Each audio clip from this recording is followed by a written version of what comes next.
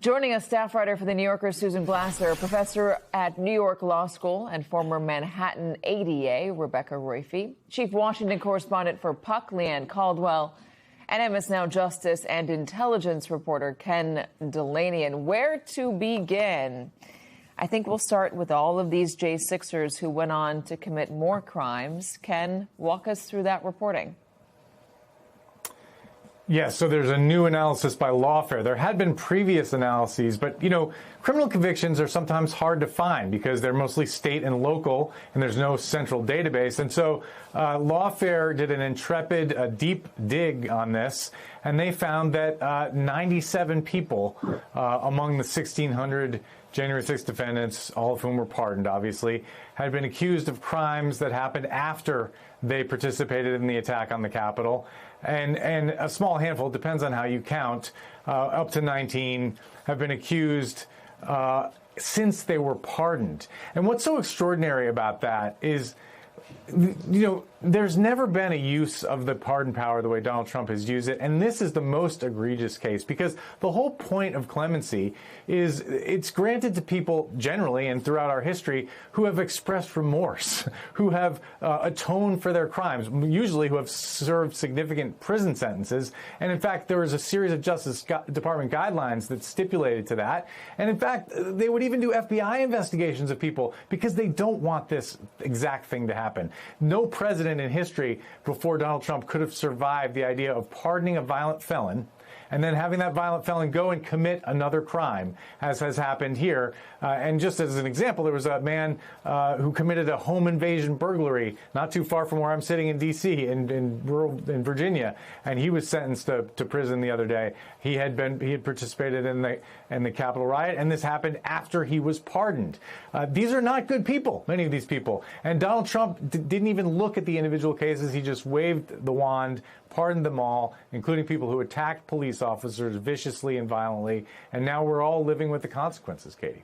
Yeah, and let me just expand a little bit on what Lawfare had, more than what the Ken just detailed, which is already quite a bit.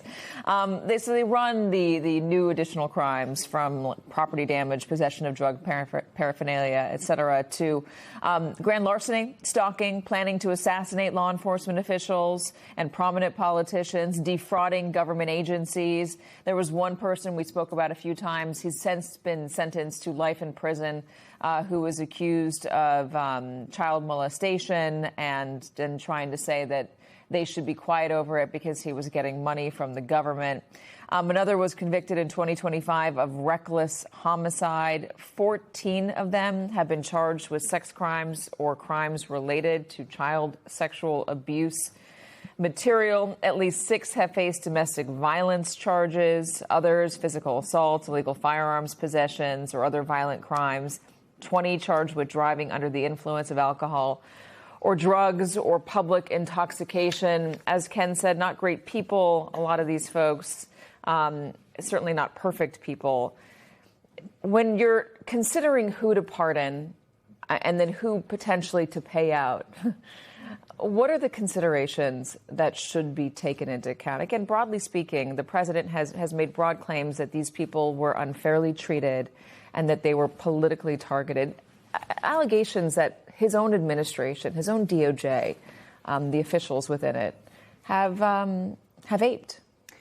Yeah, I mean, I think the closest historical analog is probably Jimmy Carter, who pardoned the draft dodgers. And I think when he did that, which was extremely controversial at the time, he cited the reason that the nation needed to move on. I think one of the things that is so different and so troubling about this is that the president's messaging has been encouraging rather than just saying, we are going to move on from this, this moment that really drove a wedge into our nation and, move forward. Instead, he's saying this was good, this was positive. And when you add the weaponization fund, which is actually rewarding these people, it is a really novel use of the pardon power in a very politically charged case in a way that I think does message that this was not only something that we tolerate because we understand where they were coming from, but rather something that we encourage. So I think Rebecca's right on that, Susan. It's not just like, hey, listen, we need to move on from this. We've got to come back together as a country and find a way forward.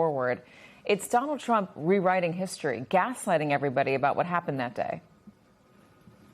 Yeah, I mean, look, remember, this was a shocking decision, even to many officials inside his own Trump 2.0 government, including J.D. Vance, who suggested that the pardon for a blanket pardon for all the January 6 offenders wasn't going to happen. He was asked in the days before the inauguration about violent offenders. Susie Wiles, none of them anticipated that Trump was just going to go ahead and do this. So it was a radical action, even to the group of very radical officials who are surrounding Donald Trump for all the reasons that we've been discussing here, including the fact that if you pardon a bunch of violent offenders who were willing to attack our own Capitol, it probably stands to reason they're willing to do other things that existed outside of the law in this country. But I'm really struck, Katie, also by this bill overall. And you started out this conversation with this question around the Republican senators. And I just feel like the last 24 hours is a moment to be marked here in Washington, where once again,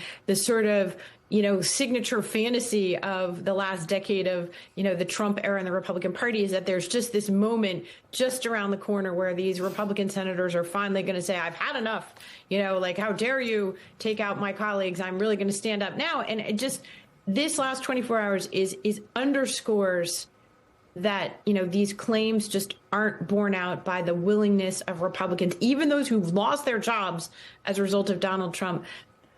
There's a limit to their willingness to stand up for their own institutional prerogatives or for the country when it comes to a choice between Donald Trump and, doing the right thing.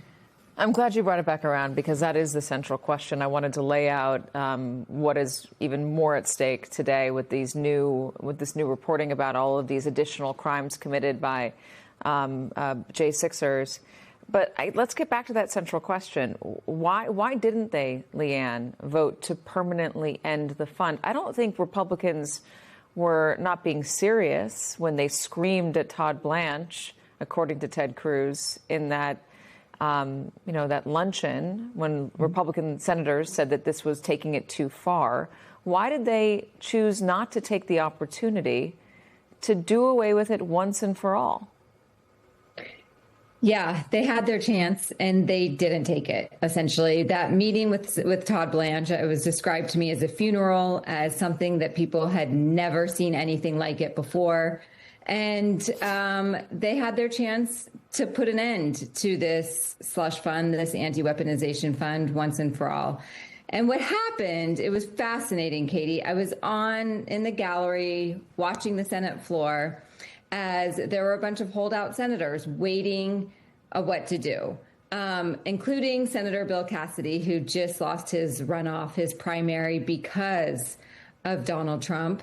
And what ended up happening is Senator Cassidy decided to vote to keep the fund, essentially, against Chuck Schumer's amendment. In that moment, it became clear that the amendment would fail. And so you had John Husted of Ohio, who's in a tough re-election race. And then you had Dan Sullivan of Alaska, same, very vulnerable senator, then vote to get rid of this fund. So essentially what they did is they took a vote. They voted the way that they will be rewarded back home with their constituents. They can go back and say, I voted to kill this slush fund. But ultimately, they voted that way because it was not going to pass. The slush fund was still a possibility. And so what it came down to is they are still afraid of crossing the president.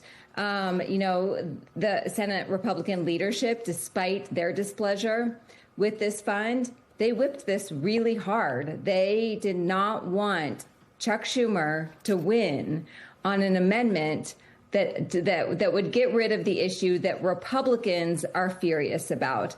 And so it was just this political hijinks in Washington where they once again put politics and their fear of Donald Trump ahead of what they actually wanted to do.